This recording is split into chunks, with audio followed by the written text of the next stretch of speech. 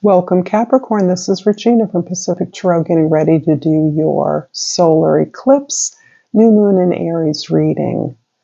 I am doing personal readings at this time, and the information for that you can find in the description box below. Thank you to all who have sent me comments, feedback, appreciations, and have donated very generously. It's deeply appreciated. Moreover, I appreciate your presence here now, to all of you, and all the support that you give me in whatever way you give it to me. It is felt and deeply appreciated. So Capricorn, your overall energy for this new moon in Aries, the Fool card. I love this. This is really about you actually experiencing the world in a new way. And by the world, I mean your practical experience of your material life. You may be having emotional, physical, sensational experiences that are new to you. You may be having difficulty focusing your thoughts because so much feels within reach for you right now. This is actually part of a preparation that you've undergone in releasing so many old burdens. And I do feel that that is part of the burden and preparation that you may be unconsciously undergoing as you have already committed to a new experience of your life. You've already gained immensely in your ability to trust yourself, to have faith in your ability to overcome any obstacles, and a real firm conviction that the difficulties you may have experienced have actually made you profoundly better, and that they have lifted you, lightened you, even though your material work life may not feel as abundant as people often think that Capricorns are. Not perhaps the captain of industry that others often project on us because of our authority, our work ethic, our commitment, our hard drive, even our obsession.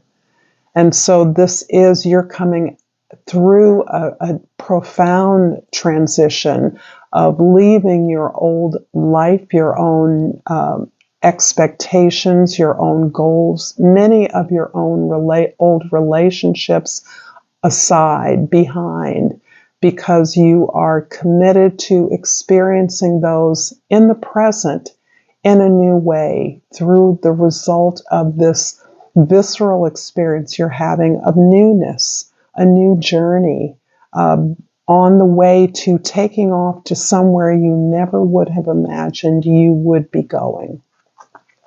In the present, justice. This too is really about the experience of Saturn, your ruling planet, the karma master, the task master. So for every decision, every effort you make, there is a consequence.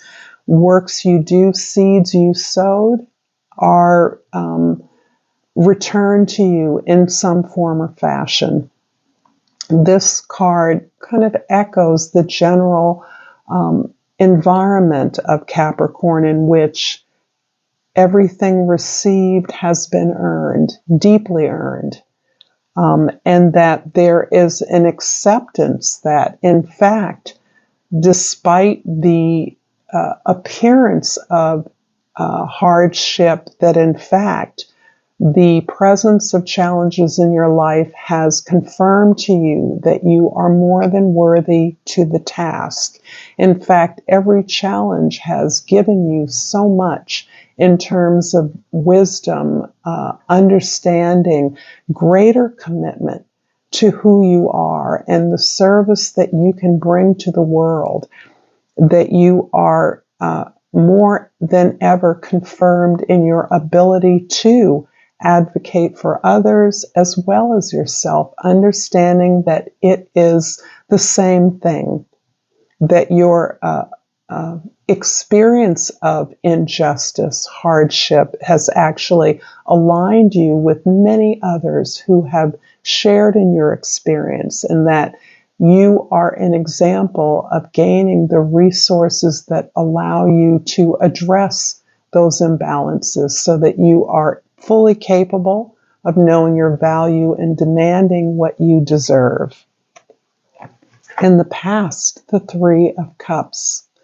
This is interesting because I'm feeling that your experience of recognizing the value of your intense experiences, and indeed, with Pluto having finally, almost finally, passed through Capricorn for at least 15 years, including a brief visit in October to mid-November, you have experienced so much growth, so much opportunity for healing and love as the result of extreme challenges. And this has helped you realize that that support doesn't just exist in the places that you would expect it. In fact, the places you would expect it are often the places that have been the most challenging, the most resistant to it, receiving the gifts that you have to offer. In fact, this has made you understand that it is your ability to overcome hardship that has been the greatest teacher, the greatest resource that is teaching you now and forever how to truly love yourself, how to truly value what it is you bring that is unique, and how capable you are of sharing that with others out of a true sense of compassion, support, and empathy. In the future, the Magician. The Magician is really the next step. I do believe these work together. And in this case, the preparations you've made to take this risk to be who you are, to express who you really are and share that with the world has been a long time coming. With Pluto now moved into Aquarius, although not permanently yet, you are in a place of being able to receive the real magic, the innovation, the creativity, the uniqueness of your gift, to understand that generating projects, ideas, and following through on them is part of the gift that you have been prepared for. I'm going to pull a Soul's Journey card, Capricorn, and if you're vibing with this reading, please like this video, please share it with others, comment below, and subscribe to my channel, Pacific Tarot, and the beautiful health card. I will honor the physical vessel that enshrines my soul. For most of you, and as we mature, we learn that our health is our wealth. No amount of wealth has any value if we don't have our health to enjoy it. So this is really helping you to commit to this practice of taking care of the body, taking care of the person, taking care of the soul that is able to enjoy this magnificent abundance of lessons, gifts, resources, support in the world. And this also kind of confirms your natural inclination to mimic natural cycles, to be in flow with the seasons. And in the Northern Hemisphere, where we are experiencing springtime, I can personally attest to the powerful surge of energy and hopefulness that I experience. at this time of the year. So yes, health is a beautiful focus, a beautiful way of staying in sync with the possibilities that are available. And the possibilities, I might add, of enjoyment, finding joy, experiencing that joy through your senses. And I'm pulling from the flora and fauna, the chimpanzee. And the plant associated with the chimpanzee is the chickweed. And the key word is expression. Get creative and explore your curiosities. There's much to learn and enjoy all around you. Spend some time with nature and friends. I love how these cards just start repeating themselves. The Justice card in the present is clarified by the Wheel of Fortune and the Two of Pentacles. I love the image of the Two of Pentacles in the traditional deck, the African Tarot, which I often use. There's an image of tap dancer. And because it helps me think about Shiva, and it also helps me think about representation, the way in which the old idea of who you were, even physically, what comprised you, has opened up to a new possibility. And in order to keep a pace of these new sensations you're experiencing, you are, I want to say, dancing as fast as you can. This is joyful. Sometimes it is a little chaotic for you who likes things orderly, who likes to take your time doing things. This is a different experience, and one that confirms that you know everything you need to know. What you don't know, you are learning. You're open to learning. You can learn appropriate, but that you don't need to know everything to get moving, to integrate this new experience of the world. The Wheel of Fortune, of course, is reinforcing this. They look even similar in a visual. This is a yin-yang kind of cyclical energy, and this is more of a sun, the Wheel of Fortune. So this is really about being at the center of this wheel, experiencing the vicissitudes of life, the ups and downs, and staying who you are at the core, so that you are, instead of being bounced around up and down, you are actually experiencing this from a perspective of core wisdom, of core knowledge, of centered being, understanding that both the highs and lows, the benefits, the negatives, are all a part of the same experience of learning, gaining wisdom, experiencing the wealth of the world. And in the past, the Three of Cups is clarified by the Eight of Pentacles and the Six of Pentacles. Yeah, it's interesting because I do see a really intense exploration, desire to not only improve yourself, develop who you are, but to balance your relationships and how they reflect the experience of knowing your value and making sure that your relationships are reciprocal, that they are mutual in some way, that you are attending to the flow and the receipt of energy, whether that be money, love, or any energy exchange, that this be part of a conscious development that reflects what you're learning, how you are personally improving your skills, improving yourself, devoting yourself to the work out of a place of love, out of a place of self-respect that is helping you to value your relationships and set clear boundaries that allow you to set intentions around the joy of your